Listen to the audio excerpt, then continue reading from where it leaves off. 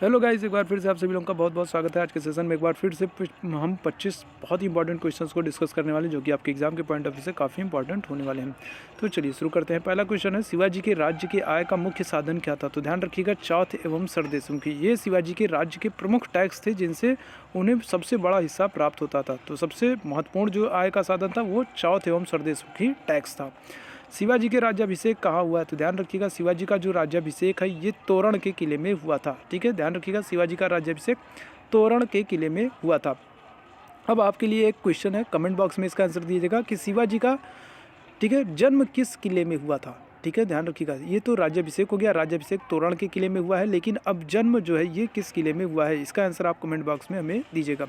त्रिपिटक किस धर्म से संबंधित हो? ध्यान रखिएगा, त्रिपिटक जो है ये बौद्ध धर्म से संबंधित है, और बौद्ध धर्म में 3 पिटक हैं जिनको सम्मिलित रूप से त्रिपिटक कहा गया है।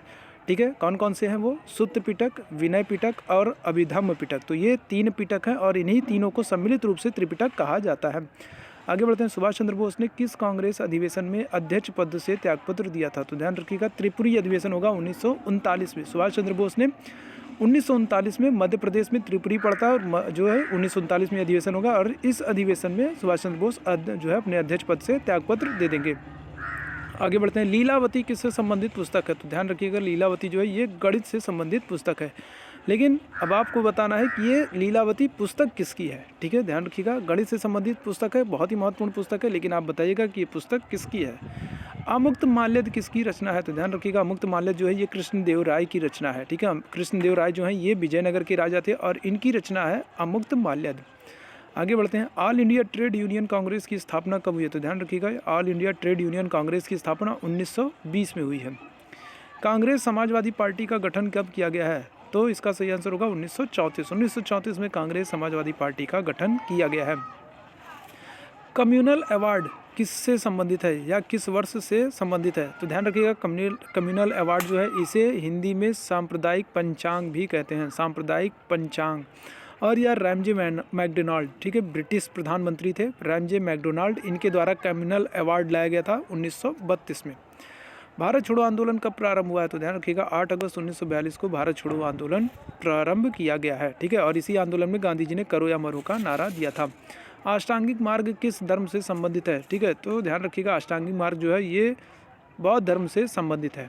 ठीक है, अष्टांगिक मार्ग बौद्ध धर्म से संबंधित है। पूर्ण स्वराज का प्रस्ताव किस अधिवेशन में रखा गया? तो ध्यान रखिएगा, कांग्रेस का लाहौर अधिवेशन था, 1929 में अधिवेशन हुआ, और इसकी अध्यक्षता जवाहरलाल नेहरू ने की थी, और इसी अधिवेशन में पूर्ण स्वराज का प्रस्ताव पहली बार रखा गया था। प्रांतों में द्वैध शासन कब लागू किया गया? तो ध्यान रखिएगा, 1919 का अधिनियम, जो मॉन्टेग्यू चेम्सफोर्ड अधिनियम के नाम से भी जाना जाता है, और इसी अधिनियम के द्वारा प्रांतों में द्वैध शासन को लागू किया गया था। ठीक है, तो 1919 का मॉन्टेग्यू चेम्सफोर्ड अधिनियम। आगे बढ़ते हैं। स्वराज पार्टी के संस्थापक कौन थे? तो ध्यान रखिएगा, स्वराज पार्टी की स्थापना 1923 में होगी, चित्तरंजन दास और मोतीलाल नेहरू मिल करके करेंगे। ठीक है, लेकिन अधिक महत्वपूर्ण चित्तरंजन दास हैं, तो इनको ध्यान रखिएगा। अगर चित्तरंजन दास का नाम नहीं दिया रहता है तब फिर मोतीलाल नेहरू को ध्यान रखिएगा। ठीक है, तो स्वराज पार्टी की स्थापना 1923 में चित्तरंजन दास ने की है। आगे बढ़ते हैं। साइमन कमीशन भारत कब आया? तो ध्यान रखिएगा, 1928 में साइमन कमीशन भारत आया था। ये क्वेश्चन आपके पीईटी के एग्जाम में भी पूछा जा चुका है, तो वो अपने आप में काफ़ी महत्वपूर्ण है। ध्यान रखिएगा, साइमन कमीशन 1928 में भारत आया। केंद्रीय विधान परिषद में भगत सिंह के साथ बम किसने फेंका था? तो ध्यान रखिएगा, बटुकेश्वर दत्त। ठीक है, बटुकेश्वर दत्त जो है ये भगत सिंह के साथ विधान परिषद में बम फेंकने में शामिल थे। चंपारण सत्याग्रह कब हुआ है? तो ध्यान रखिएगा, ये गांधी जी का भारत में पहला सत्याग्रह था, और ये 1917 में हुआ है। ठीक है, गांधी जी का भारत में पहला जो सत्याग्रह था वो चंपारण सत्याग्रह था, 1917। असहयोग आंदोलन की शुरुआत कब हुई है? तो ध्यान रखिएगा, 1920 में असहयोग आंदोलन की शुरुआत हुई है। रोलेक्ट एक्ट, जिसे काला कानून भी कहा जाता था, ये कब आया? तो ध्यान रखिएगा, 1919 में। ठीक है, रोलेक्ट एक्ट, काला कानून, जिसे काला कानून कहा जाता है, रोलेक्ट एक्ट, ये 1919 में आया है। हिंदुस्तान सोशलिस्ट रिपब्लिकन एसोसिएशन की स्थापना कब हुई है? तो देखिए, इसका सही आंसर होगा 1928 में। ठीक है, दिल्ली में चंद्रशेखर आज़ाद ने हिंदुस्तान सोशलिस्ट रिपब्लिकन एसोसिएशन की स्थापना की है।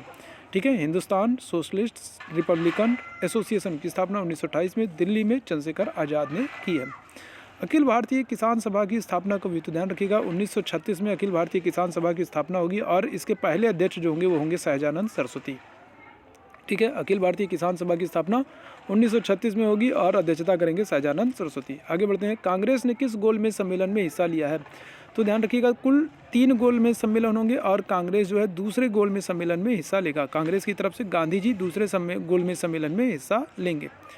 गांधी इरविन समझौता कब हुआ? तो ध्यान रखिएगा 5 मार्च 1931 को गांधी इरविन समझौता हुआ था। ठीक है, इसी समझौते के बाद 23 मार्च 1931 को भगत सिंह, सुखदेव और राजगुरु को फांसी दे दी जाती है। तो पहले गांधी इरविन समझौता होगा कब? 5 मार्च 1931 को। आगे बढ़ते हैं, गदर पार्टी की स्थापना कब हुई?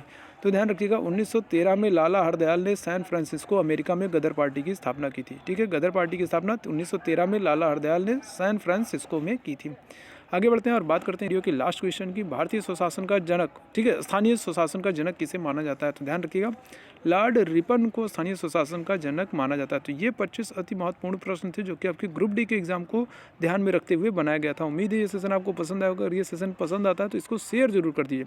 और इसी तरीके से हम आपके लिए टॉपिक वाइज सीरीज लाने वाले हैं, जिसमें एक टॉपिक से जितने भी महत्वपूर्ण प्रश्न बन सकते हैं सिर्फ उन्हीं की बात की जाएगी। उम्मीद है वो सेशन भी आपको पसंद आएगा। तो जल्दी उस सेशन में मिलते हैं, तब तक के लिए धन्यवाद।